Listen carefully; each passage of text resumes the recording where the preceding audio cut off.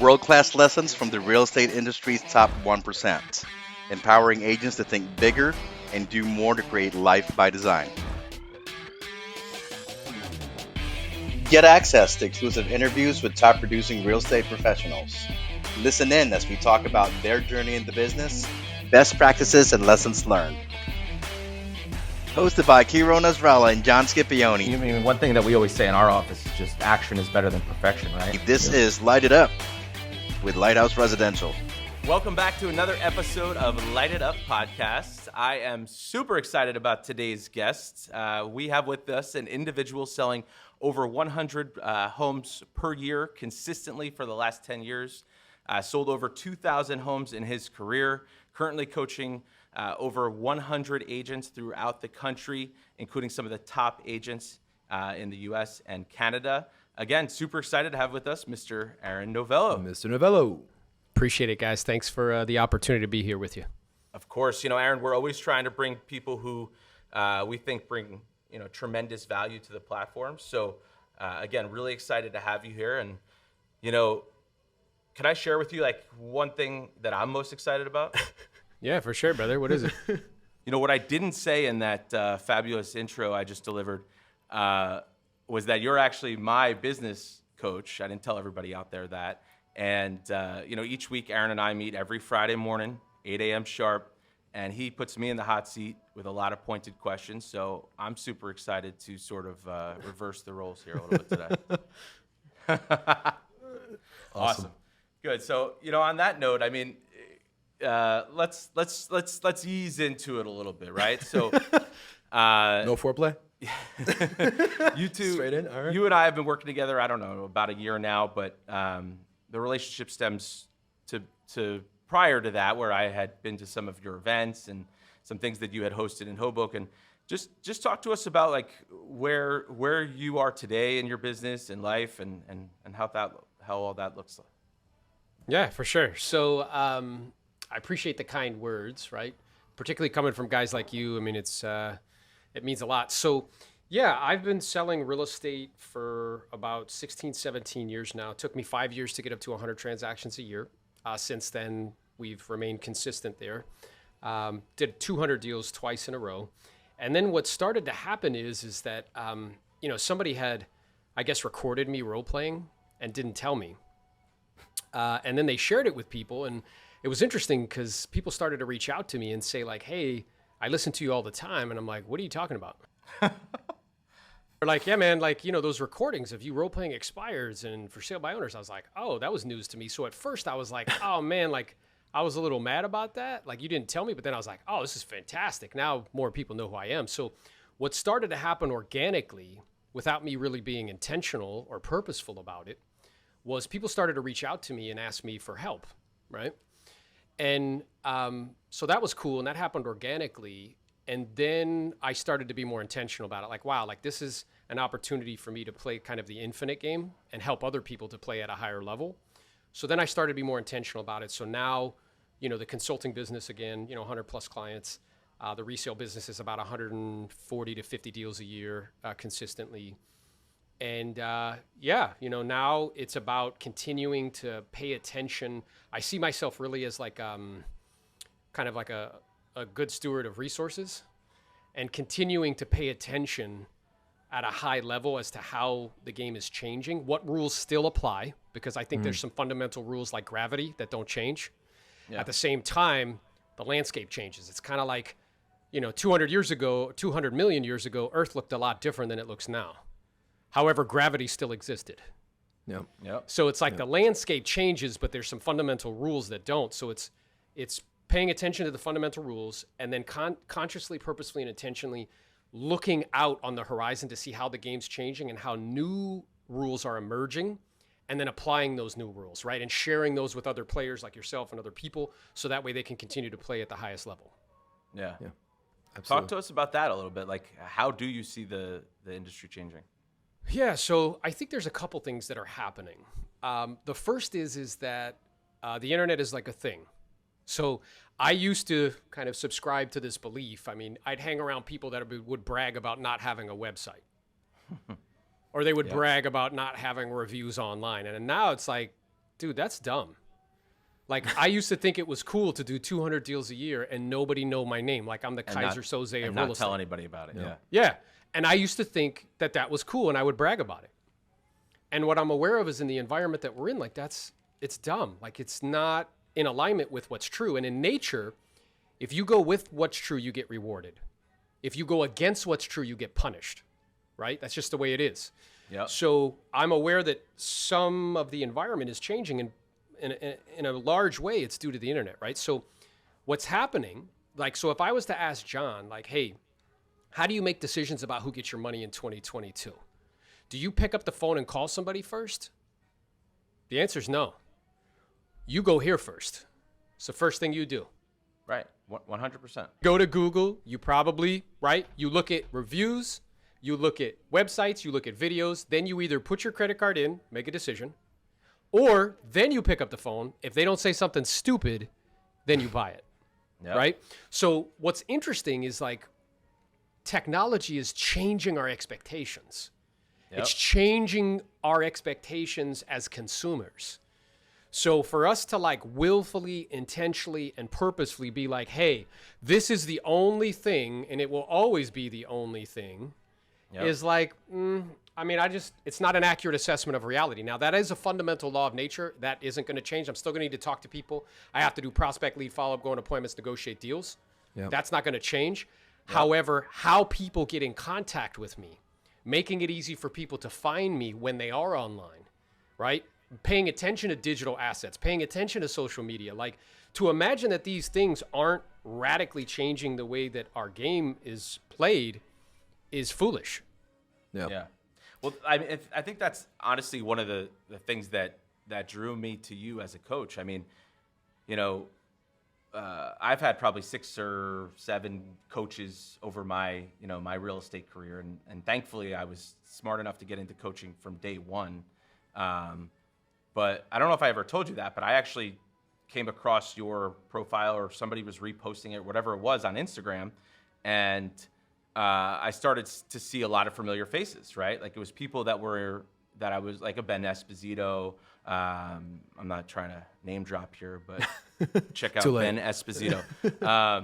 No, but it was like people that I was familiar with, right? Like, I was masterminding with them. I was role playing with them. I'm like, oh, wait a second. What's Ben doing that I don't know about? And you know, that's the sort of thing that sort of drew me to you. So, and you know, the story I've given to you in the past is that when my wife and I were looking to do the work in our backyard, I think I've told you this, right? We were looking to do some, like, landscaping, maybe consider, like, redoing the pool and all that stuff. And somebody had introduced us to this, like, landscaped architect, backyard connoisseur. And the first thing that my wife did after I told her I had heard that this person did good work was she's like, let's look him up. And I'm like, all right. So she looks him up on Google. She looks him up on Instagram. She's like, yeah, we're not working with them. They have no presence. And I'm like, what? And she's like, they have nothing. She's like, her Instagram has 3 pictures. There's no, like, videos. There's nothing about her. Like, her website is basic as basic can be.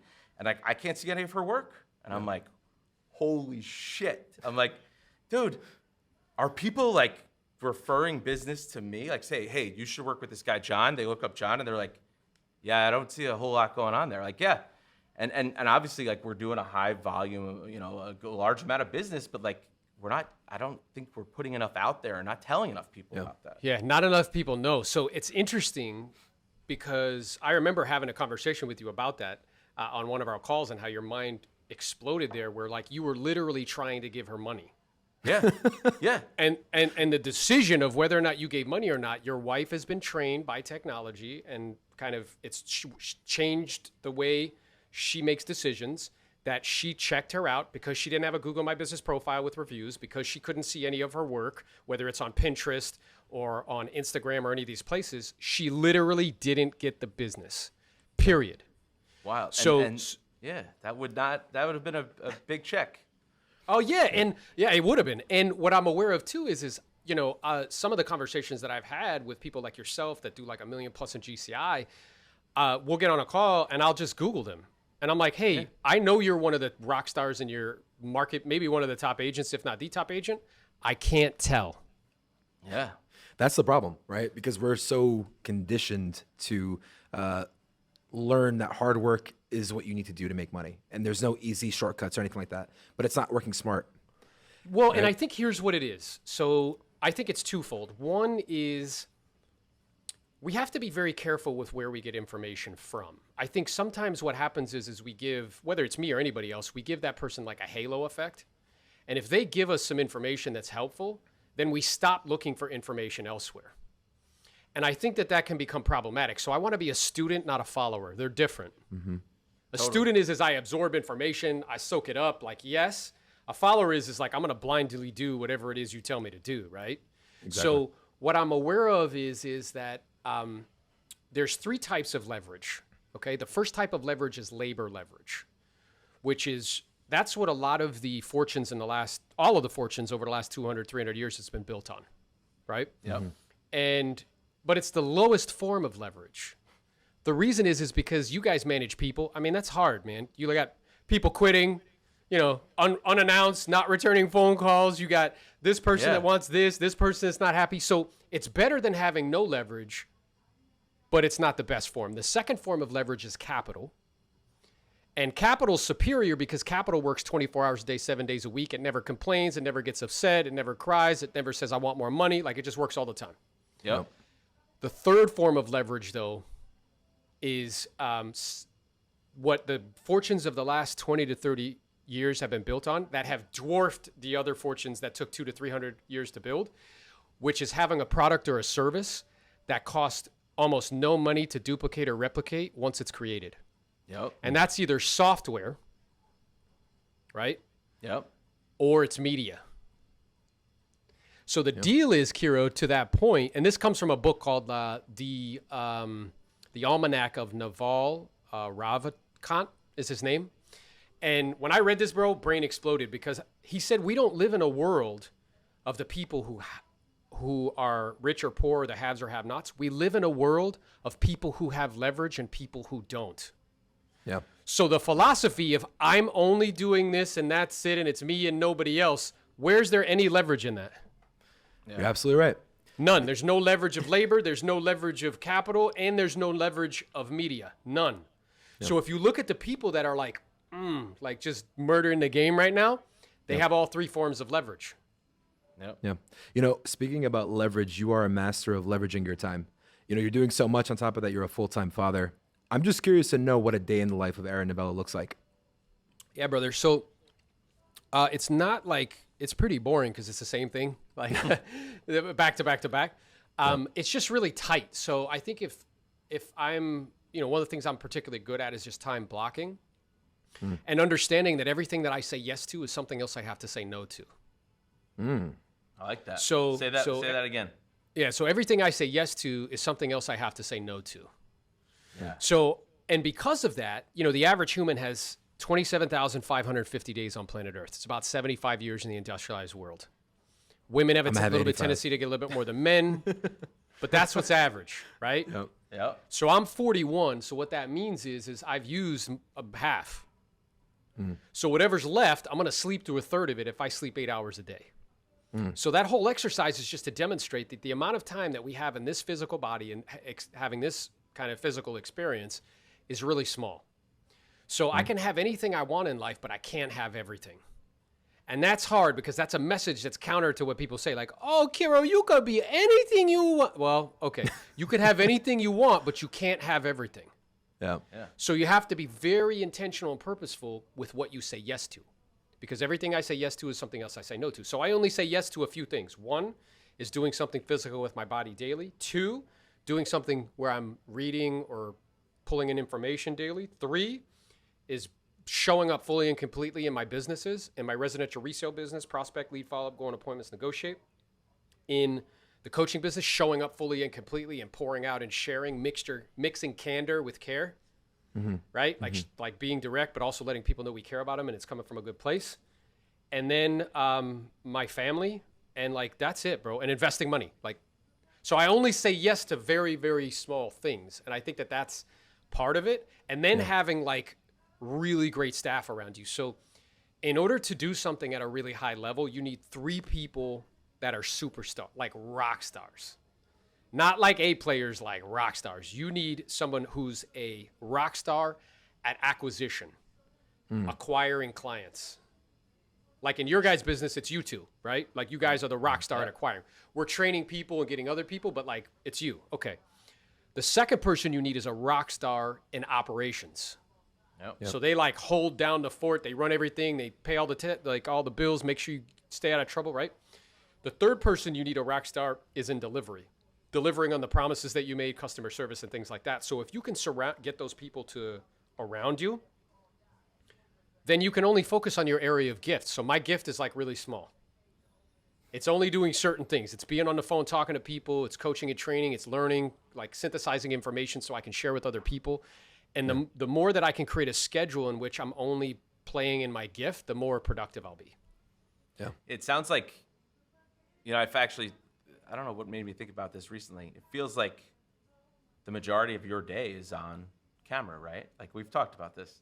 So, and what's interesting about that is it's always the camera. It's either a Zoom presentation for a prospective seller, it's a Zoom call or whatever sort of media you use with a coaching client.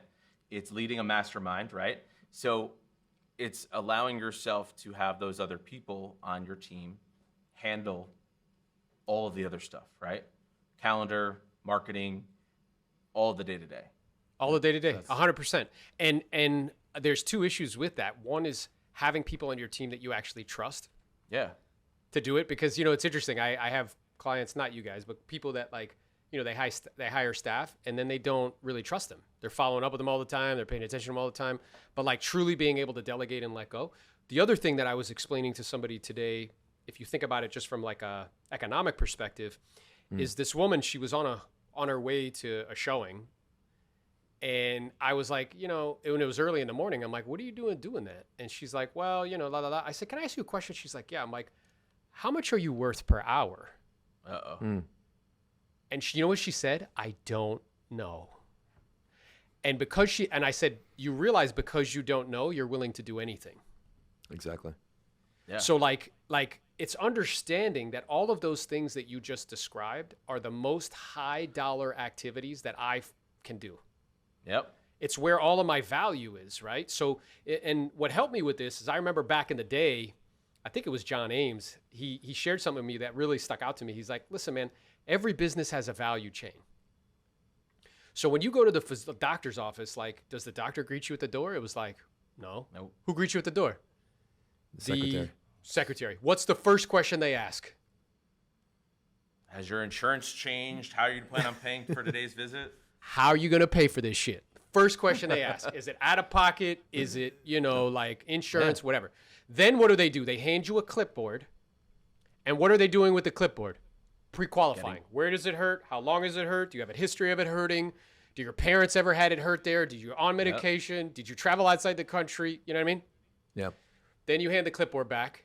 And then do you see the doctor? Nope. Then you see the physician's assistant. Yep. They tap on your knee, you pee in a cup, they weigh you, they ask you a few questions. Then they say, okay, the doctor will be in a minute, which is a lie. Yep. Because now you got to wait for 30 more minutes. Doctor breezes in. He or she grabs the chart, or they have their iPad now. Talk about like technology changing. They have their iPad. They're like, oh, click, click, click. I see you're here for this. What they do is say, hey, John, let me look in your eyes. That's a bill. They touch your throat. That's a bill. You go, that's a bill. They look in your nose. That's a bill. They check your ears. That's a bill. Then they write you a script, and they're like, all right, cool. I need you back here in 2 weeks just to check up on you. Say hello to your wife for me, and I'll talk to you soon. They're gone in 10 or 15 minutes. They do that 20 times a day. Yep. Now, those 20 times a day, that pays for the lights, the rent, all of the bookkeeping, all of the staff, and it makes a profit. Yep. All of it. So the challenge is like a lot of this is just mental maps. Like the greatest thing that you can get from a coach or a teacher or a mentor is access to the way that they think, because the way that they think allows them to do what they do. Yep. So it's just beginning to augment kind of that thought process around my time, around what my time's worth, around what activities I should actually be doing, that this other stuff really isn't my job and that I should have somebody else help me. Yeah. And once you could get those things clicking, then you can start to become really efficient. Yeah.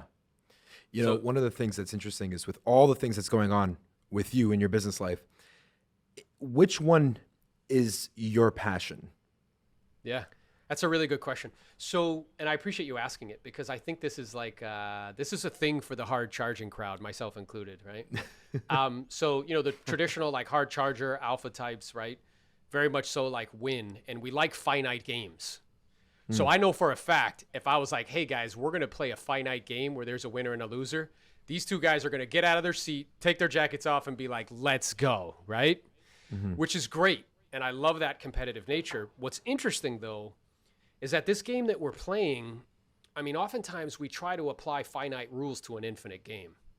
So what I like to tell people, me and John talked about this before, it's like, all right, so let's say we were at Las Vegas and we're playing like blackjack. Well, our intellect, our emotional intelligence, our ability to know probabilities and mathematics, that's going to dictate how many chips we can win.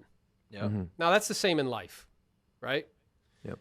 Now, but the analogy stops there because when I'm done with the game, which is a finite game because there's a time attached to it, in Las Vegas, they tap me on the shoulder. Pit boss taps me on the shoulder. It's like, yo, it's time for you to be done. You grab your chips, they cash you out, you leave with money. Yeah. Well, at the end of this game of life, somebody taps KIRO on the shoulder. It's like, hey, buddy, it's your time to roll. And you leave all the chips on the table. Everything. Yep. You leave that nice, shiny watch you got on the table. You leave the car on the table. You leave the house on the table. You leave the bank account. Everything gets left on the table. And it gets redistributed to other humans. Yep. As though it almost didn't matter. So the question is if I'm, for me now personally at this stage, going through those evolutions, like having fear be the driving force to 100 deals. Got to do 100, got to do 100, got to do 100, got to do 100. Stressing myself about doing 100, right?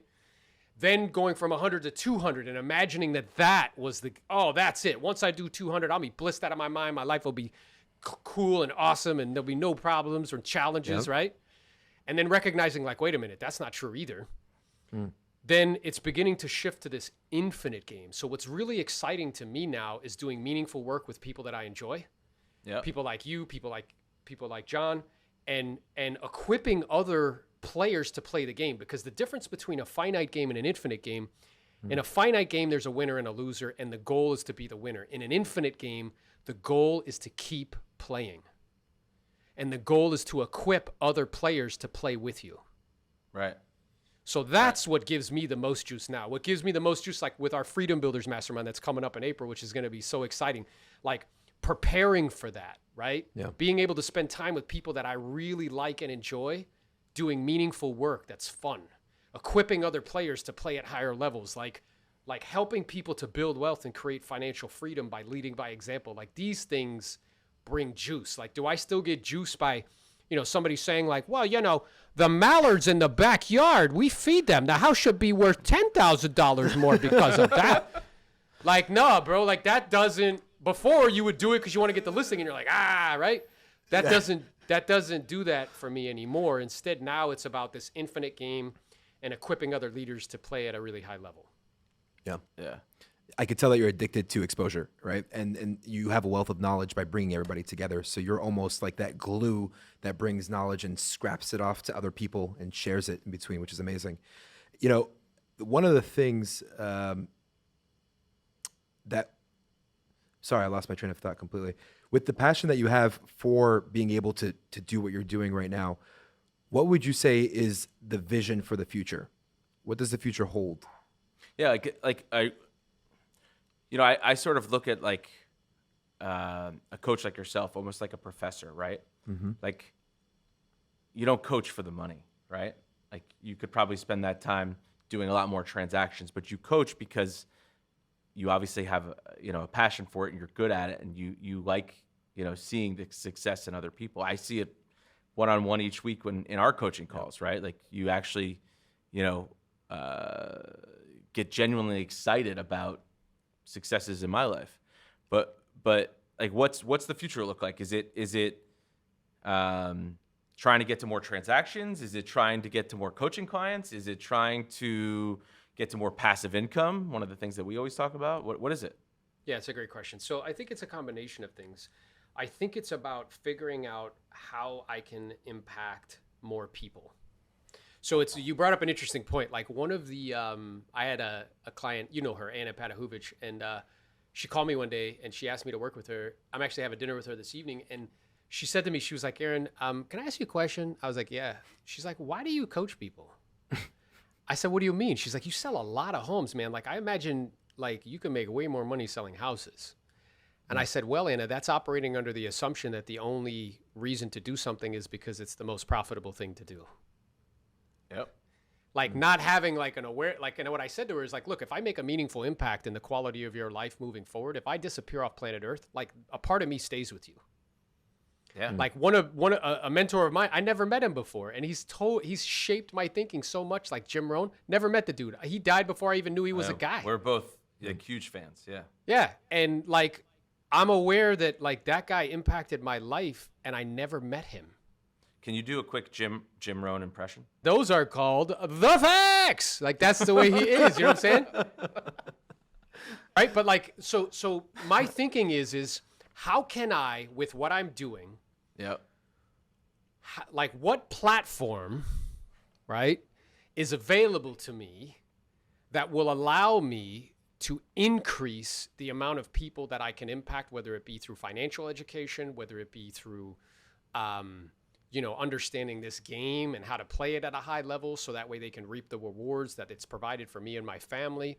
Because if I'm going to be greedy for anything, bro, like I don't think at the end of the game that people are going to be like, well, Aaron was a great guy. He sold 200 homes in 1 year. Yeah, they don't give a shit. Yeah. Like they really don't care. What they're going to say is like, bro, that guy said some things to me or he pointed me in a direction or the time that I spent with him, like it changed my life.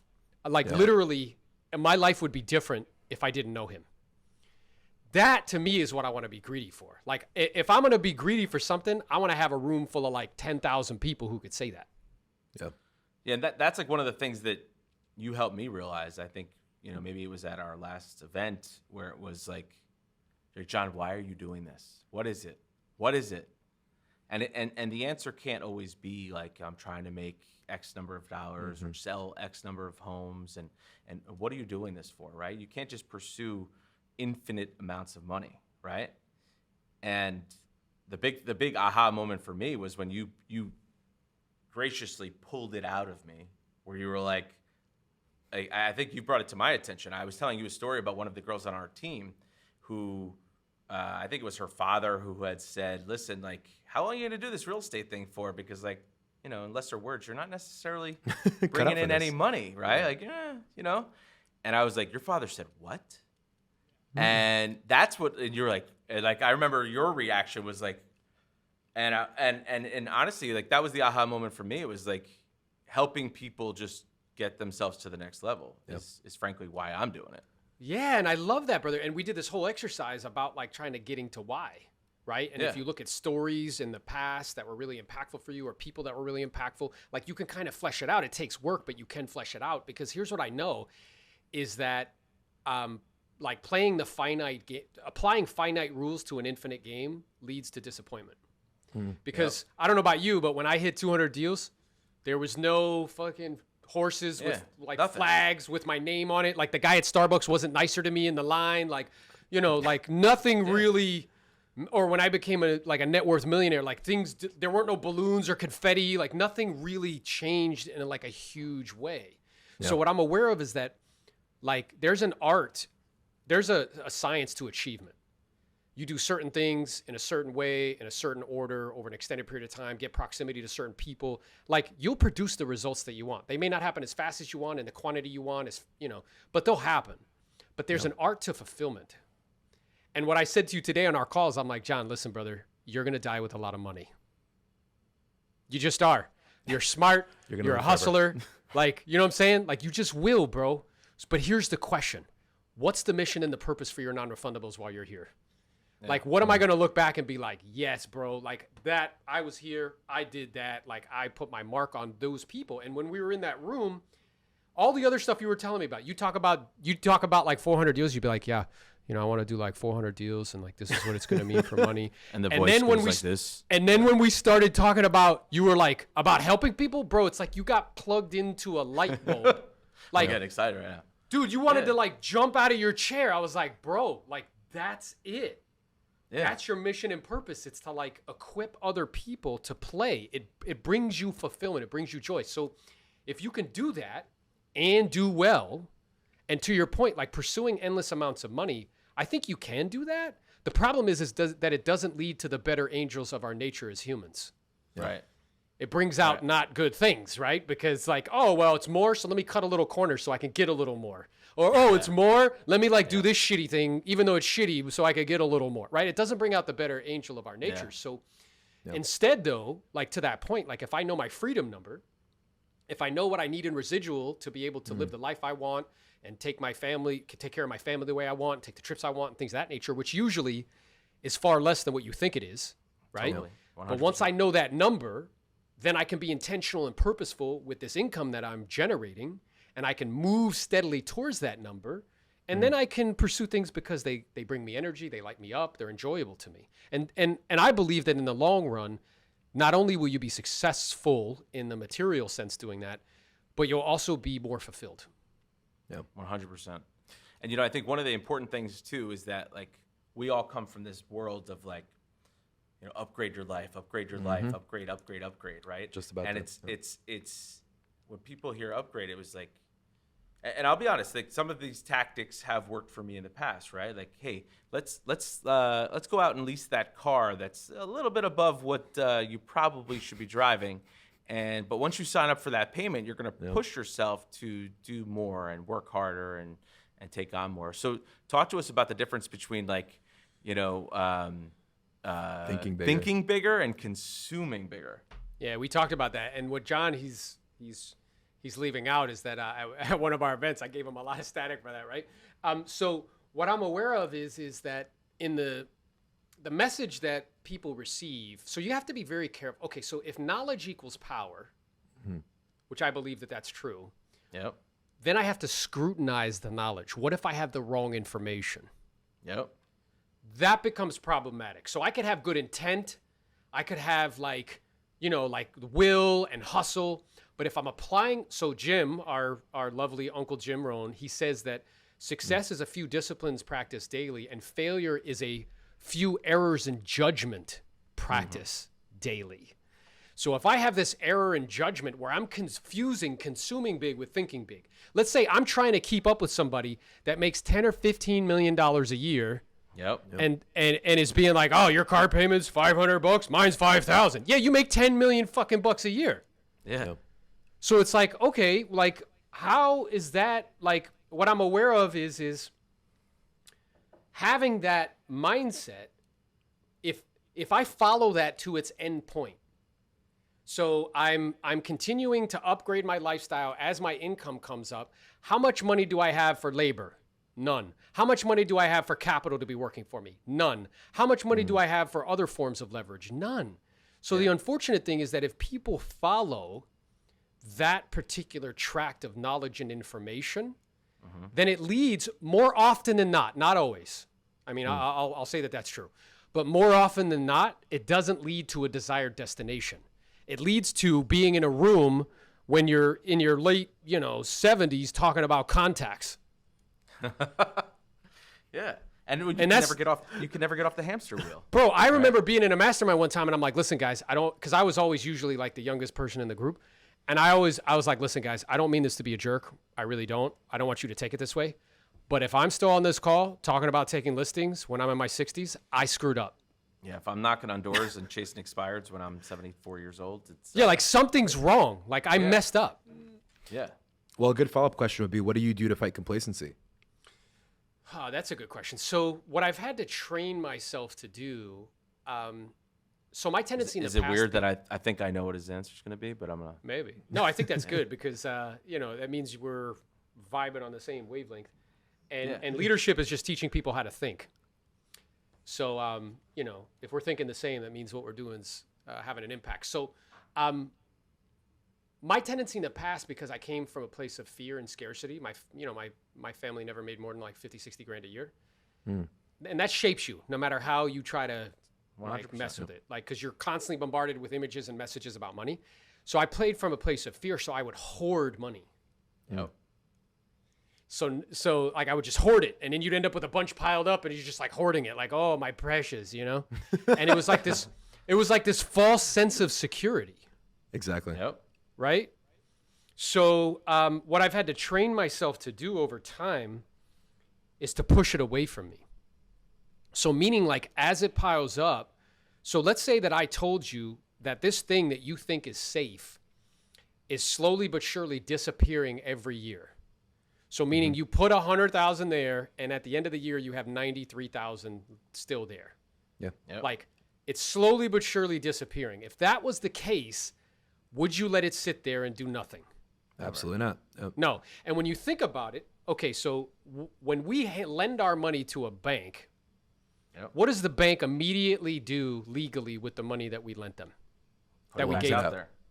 And they're legally allowed to do 9 times what we gave them. And what do they lend it for? Loans, mortgages, anything. Mortgages, cars, credit cards, college. And who are they lending it to? Me. Everyday people. Everybody. All the people who gave them the money. Yeah. Yep. Same people. That's crazy. So like we have to pay attention to what they're doing. So then it's like what I've had to do, John, is I had to train myself to like push capital away. So that keeps me hungry. So let's say like I push money into a private equity deal and I wire a meaningful amount of money. Okay, we got to go do let's go to work. We got to go back to work. We got to go do some talks. We got to go do this. We got to go do that. Like, let's keep it moving. And it's not how much you keep. It's not how much you make. It's not how much you keep. It's how much you keep in circulation. I have to keep it circulating. So as soon as it comes in, it's getting right back out there. Yeah, and again, it's not like we're being irresponsible. So in other words, if you have 6 months of liquid capital for expenses to cover your business and all that other personal expenses, yes, do that. Like that helps you sleep like a baby at night. Fine. But once you get past that, it starts piling up. You know why it piles up? Because you don't have a plan. Yep. And you're scared. Because if I knew that I could recreate it like that, I wouldn't hesitate. I would just push it away from me and keep moving on. Yeah. Really, the issue is that you have never lost that scarcity mindset, right? So you have that scarcity mindset of getting the money, and then you're scared of losing the money. Now you're hoarding the money, and then you just want to get more money, but you're hoarding it, but you're really losing it. So it's a lose game in that mindset. That's exactly right. And what I'm aware of is like, you guys know, I mean, I know people that are like net worth millionaires, but act like they're broke. Right. They're still asking for coupons. They're still like, hey, you get your portion of the bill. We're not going to get the appetizer today. Like, that's what they're doing. Yeah. When you were sharing that story, it reminded me of that biblical story of the 3 servants that went up to the master and he gave them 3 golden tokens each one. The one that gave 6 was praised. The one that came back with 1 was punished and said, never give him money again. He's banished. So it's almost like if you don't do anything to grow what you have, what are you really doing? Yeah, like exactly. It's the story of the talents. And Exactly. like some people, what they do is they bury them. That's what leaving it sitting there is doing, is you're burying the talents when you're being called to multiply. Just like you're being called to be of service to the many, not just to KIRO, not just to John, to as many people as possible.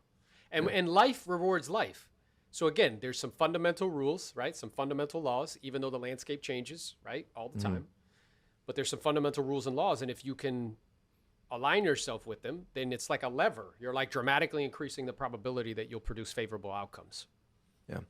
The one thing that resonates is with me really is when you were saying about your upbringing. Are you immigrant, first generation? How does that, where do you fall into? No, my family of origin, I guess technically was, I would be like second generation. And, but my mom and dad got divorced when I was young. But in terms of like the nuclear family, again, hardworking, salt of the earth type people, doing the best they can under the set of circumstances that they had, but operating with the wrong information. Like operating with information that like credit card companies don't want you to, like they reward you for paying it out instead of paying it all at one time. Like what? Yeah. Like it's good to carry a balance. Like what? Like who told you that? Like how is that? How does that make sense? Or I'm afraid to file my taxes because I'm afraid I'm going to owe money. Like what? How does that make? You know what I'm saying? So it's like what I'm aware of is, and that's like a real thing. 65% of Americans live paycheck to paycheck, man. So that means 65% of people, like if you're at line in Starbucks, almost 7 out of those 10 people, that's their experience. And almost 60% of Americans couldn't come up with $2,000 in an emergency. We're in the richest country in the world. Yeah. How is that possible? Crazy. It's funny you say Starbucks because there's something I call a Starbucks effect, right? You ever walk into a Starbucks and behind the counter who's serving you is someone who's been in America third, fourth generation, right? But then the people who are getting served, coming in, ordering $10 drinks are immigrants or first generation, second generation. It's because they value the work ethic and they feel like there's a responsibility that's owed to the sacrifice that their family's done by coming here. 100%. And I think they also like understand the opportunity. So like, I think I still play hungry. So what I'm aware of is I remember I watched Gary Vee one time insult a whole crowd of MBAs. So he sits down and he's like, look guys, thanks for welcoming me here. They probably paid him $100,000 to be there too. So he sits down and he's like, hey, the first thing I want to tell you is I don't believe that you can learn entrepreneurship in books. I don't believe that. I don't either. I think he's right. And he was like, okay. And everybody's like, yeah. So now that I've insulted all you guys, the reason why is because in this room, there's a lot of number 2s, 3s, and 4s, right? And that's okay. To be like an entrepreneur, he believes that it's in your DNA. Like I was selling Airheads in my book bag at the bus stop when I was in middle school. And then what I did is I took the money, I ironed the $1 bills, Wow. I put them in little baseball cases, remember those baseball cases you would have? Yep. And then I would fan them out and be like, I'm rich. I'm rich, bitch. Like, Come at me. I really do think that shit is either in your DNA or it's not. And it's okay. Like, I feel like and he said, like, I feel like now we have this love affair of entrepreneurship, but he's like, it's not for everybody. It's really not. It's not. And what I'm aware of is that 75% or 70% of all millionaires in the United States work for somebody else. I think people think like they got to do their own thing. But he also said this, which was interesting. He was like, yeah, the other thing that the reason why I don't think that this is for you is because you're soft. Oh. And they were Soft. like, what do you mean? He was like, well, I came from Belarus, which is like, like the last dictatorship in Europe. And when we came here, we lived in like a room with like 10 people. And then I worked in my dad's like, liquor store, chipping ice for $1 an hour for 10 hours a day. And while you were in the Hamptons, Yeah. like, I'm going to beat you because I'm going to outwork you, period. Yeah. Yeah. And what I'm aware of is like, I feel like that's so like, I don't think that's 100% necessary, Right. but I'm still playing like that. Like people are like, why are you? So today I did 16 coaching calls back to back and now we're doing this podcast episode. Yeah. And It's by like, the well, way, 5 p.m. on a Friday. Yep. Right. And it's like, well, why are you doing that? Bro, like I'm Why not? playing. Why not? Number one, I have the energy, right? Number two, though, like it's in alignment with the vision. How many more people can I help? How many more people can I be in contact with? And number three, like what I'm trying to do is just bigger. Yeah. Do you So- think what you're doing is going to affect your kids in terms of their hunger? So here's what's interesting, and I'll tell you a story. And the answer is no, but here's why. So I think you got to be careful with that because I think what happens is people, they want to give their kids what they didn't have, but what they end up doing is making them shitheads. So I don't really buy my kids a lot of stuff. And I'll tell you 2 stories about that. And it's not that they don't go without, trust me, but they get stuff for birthdays or whatever. But my son, he was playing baseball and he needed some baseball gear. So I took him to Dick's Sporting Goods. I didn't tell him what we were doing. And he was like, I'm like, yeah, test out that bat, test out this. And he was like, okay. And he tested out. I'm like, is this the stuff you like? He's like, yeah. I'm like, all right, we're going to get it. And he looked at me like, bro, that cat hugged me in Dick's Sporting Goods. And was like, thank you so much, Dad. Why? Because like, I'm not like, every time he wants something, just like, boom, right? It's not taken for granted. Yeah. The other thing is I've been teaching them. So the first time he wanted money, he wanted some Pokemon cards, right? I was going to say, he's like, I feel like Aaron, like, is it sick that like this is why I want to have kids so I can like play these little games with them? no, bro, it's fantastic. So what I did with him is he wanted money for Pokemon cards. So I'm like, how much you want, brother? He's like, well, I want like $10. I'm like, all right, well, the way it works in life is you have to do something of value for another human to get money. So what can you do for me that would be valuable? He's like, I don't know. What do you need? I'm like, well, I could clean my office. He's like, all right, well, how much are you going to pay me? I'm like, what do you think it's worth? He's like, $2. I'm like, that's a little light, brother. How about 10? He was like, yeah. I'm like, okay. So what I did is I drafted up a contract. I'm like, what do you want to name your LLC? He's like, Pokemon LLC. I'm like, cool. So this agreement's between Pokemon LLC and Aaron Novello, PA. The scope of work is you're going to sweep the floor, you're going to wipe everything down, you're going to wipe the bookshelf down, you're going to do this. Upon inspection from a representative of Aaron Novello, PA, if the work is complete, you'll get your $10. He does the work, sign contract. He signs it, I sign it. Then he does the work. And when he does the work, he's like, great, I give him $10. I'm like, great, you got to give me $3 back. He's like, what do you mean? Taxes. Well, why? That's the money you're going to invest. He was like, oh, why would I do that? I'm like, well, while you're watching cartoons, you can still get paid. He's like, that's possible? It's 100% possible. Okay, cool.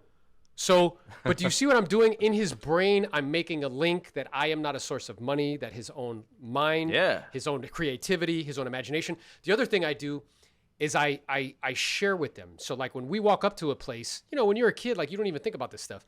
But I'll be like to my daughter, I'm like, Liliana, like everything here is a business. She's like, what do you mean? Like say we're at like a shopping center. I'm like, what is that yoga studio selling? She's like, yoga. What is that grocery store selling? Groceries. What is that pizza shop selling? Food. What is that dentist office selling? Medical care. Yeah. So that's the way the world works. And guess what? Somebody owns this building and they all pay them rent. There's like, really? Yeah, that's how it works. And then when I go do investments, KIRO, like let's say these syndications where I invest in like big multifamily apartment buildings, like 300 unit buildings, I bring them with me to go walk the property. That's good. And I say, listen guys, here's what's going to happen. So what daddy's going to do, he went out and he traded time for money, and he's made himself valuable so people will pay him a lot of money for his time. He's going to take that time for money, and you know what we're going to do with it? They're like, what? We're going to buy back time. And the way we're going to buy back time is we're going to push a tidy sum into this building. And then what's going to happen is all these people are going to work for 40 hours a week, and then they're going to pay their rent, and we're going to get a tiny piece of that money every month. Every month, Daddy? Every month. On the 15th. And then my daughter, if you look at my thing on the 15th, I'll do little pictures where I'll be like, Liliana, what's today? Little stories. She's like, it's distribution day, Daddy. So think about it. Like, it's like, because bro, we are all highly educated people. We went to universities. We got advanced degrees. Who taught you that? Nobody. Right. Nobody, bro. Yeah. I mean, don't even get me started with that. Like, I mean, you know, like we always joke, you always tease me about like DECA and like, and for those of you that don't know, DECA is like a sort of a marketing club in high school. And like, thank God for that class, because that's like one of the, you know, the things that sort of got me off my feet. But like, that's the thing, you know, with the education system today, like they should be teaching people how to like, you know, balance their checking account, how to pay taxes, how to file, you know, tax returns, and like how to invest and all that fun stuff. And it's just and I think what's interesting is I think that they do some of that, but like what I just shared, they don't do at all. Nothing. And I think that the important thing is that we as parents or whatever, like it's my duty and obligation to give that to them because nobody else will. Yeah, for sure. So let me ask you, if your son had paid your daughter to clean the office like $3, would you be He'd be a genius. Okay with that? Hey, as long as if he figured that out all by himself and he drafted up a contract. He's like, Daddy, he's like sitting in like a lawn chair in the driveway. He's like, I'm off today. He's like, but Liliana is going to be taking care of you. That's right. He's like, Daddy, I'm applying the leverage of labor. That's what I'm doing. But here's what he did today. Daddy, you get how this house works? He's like, these people work for me. Yeah, I love that, bro. I love that. So, and here's what happened today, which was like so beautiful, made me fucking smile on the inside. So we live on a golf course, like we back directly up to the golf course. So we have all of these golf balls all the time coming in, right? Yep. So what he did is he cleans them, right? And I gave him this like idea. I'm like, well, you know, you can sell those back to people. He's like, really? I'm like, yeah, bro. Just because they're dirty don't mean you can't use them. You know what I'm saying? You could clean them off, and then you know, you could do that. So what he did was he cleaned them all off. He saw some guys today that were out by our house looking for a ball. He was like, hey, you guys want some balls? They're like, yeah, you got some balls? He's like, yeah, I got some balls. He goes over, and they're like, you sell them by the dozen? He's like, yeah, I sell them by the dozen. And if you golf, I mean, golf balls could be like $3-4 a ball. So this cat sold 3 dozens of balls or so 36 balls for $44. He comes in and fans the money to me. He's like, look what I did, Daddy. I'm like, hell yeah, brother. He ironed it out and then he put it in the baseball card holder, right? So, but that link, like understanding, guys, there's money all around you. Like that was valuable to those guys in that moment. They needed golf balls. You had them. You made an exchange. Everybody was happy with it. And now from that 44, I'm going to have him give me 30% of it, 12, 15 bucks. And we're going to put that as investment account. And then we keep it moving. So then when he's older and his friends are like, what are you doing? He's like, this is how you do it, bro. You go out, you make money, you take 30%, you go invest it. And like, that's it. Yeah. I love that. What's cool is you know, he's going to be telling that golf ball story now, you know, like you're telling the airhead story. So that's legit, man. And I you know, we had a question written out here for you. If you could only share one principle with your kid, obviously, you know, you've shared a lot with them more than other people, but if you can only share one principle with your son and daughter, and you couldn't share any other principles around money, what would it be? Yeah. I think what it would be is that like, it's interesting because it's like hard to be like one. There's maybe two, and then I'll leave it at that. So one would be that like everything changes externally. You know, your body changes. Like I'm shrinking as we speak. My ears are getting bigger. My nose is getting longer. Like the external environment's going to change. Like all around you all the time. There is something that you possess though that never does change, which is like your heart of hearts. And like all of the times when you like connected with people in a meaningful way, and all of the times where you've witnessed somebody like an act of kindness to another human and it moved you, or somebody you've seen like overcome like something amazing and like it tears you up. That shit happens to me all the time. That's because you're tapping into that thing right there. And that thing never, ever changes, but everything else around you does. And if you can connect with that and make it your mission to connect with that as often as possible, like you're going to lead a life that's fulfilling and enjoyable. So that would be the first one. The second one is that, like the way that I've dramatically changed my life is with information. Yep. And to be a never-ending, nonstop student, right?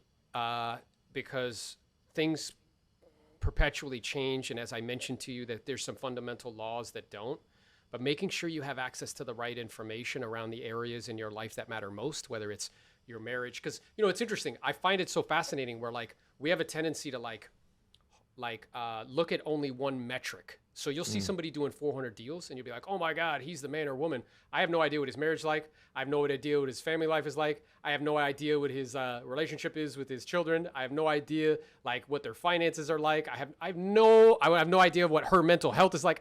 She might go home and drink a bottle of wine every night. Like I have no idea. Yep. So it's like we're looking at only one metric. So in the areas in your life that matter most to you, whether it's your relationships, both professional and personal, whether it's finances, whether it's your body, whether it's mental, whether it's spiritual, making sure that I am a serious student, constantly and perpetually seeking out information. And I think if you do those two things in combination, not only will you live a life in which you produce outcomes that are favorable, meaning that they're desired outcomes that you want, but you'll also be fulfilled and enjoy yourself. Awesome. Man. Now, Aaron, if somebody wanted to get a hold of you, how do they do that? Yeah, so they can catch me on Instagram at Aaron Novello. They can catch me there. Also, the website, which is www.aaronnovello.com. We do have a podcast of our own, the Aaron Novello Podcast. They can check that out. And if I could be of help or service or assist you, it truly is a privilege and a pleasure to do so. I think you forgot TikTok too. Oh yeah, TikTok. Thanks for mentioning that. I'm new to TikTok, but we're starting to bang on it. So it is blowing up, baby. Yeah, right. Yeah. Well, Awesome, Aaron, man. thank you so much for being on the show. This was awesome, and look forward to talking to you soon. Really Yeah, appreciate my pleasure, it. guys. Thank you so much for your time. My pleasure. Thank you.